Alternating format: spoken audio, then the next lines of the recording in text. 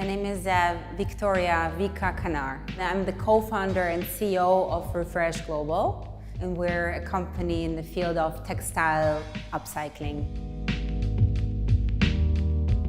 Well, first of all, it all comes in together because I think that most people aren't going to apply or learn a new practice only in one field. It's a whole new approach that we hope people will be able to adapt more and more according to the situation that we have globally, right? What we're saying at Refresh Global is that we can't really expect from the majority of people out there to do it on their own. It's very hard.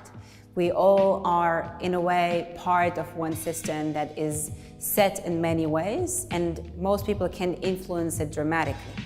So this is why it's the responsibility of those that have more power, like companies and governments, and just the ones that really have the ability to make a difference and make it more accessible for people to live more sustainably and in a more circular way. We envision the circular city. What is a circular city? It's a city which is a smart city, but we think that it's not enough anymore just to talk about the smart city, because for too long, the smart city was all about creating more technology, which will actually cause us buy more and be targeted more and be more commercial. A circular city is a city which knows how to use technology in order to be able to use the city's own resources in a way to rework them again or to reapply them again for the city's goods. So ultimately, the circular economy is a concept where one product is not anymore linearly produced. It's produced in a way where it can be then reused and reapplied for other uses, and where we can extend its lifespan so that more people can benefit from it. We need the cities to be able to enable that. We need the companies, which we call them the problem owners, the ones that produce the textile waste, to understand that they cannot continue living and manufacturing, or even more so, marketing the way they've been doing it.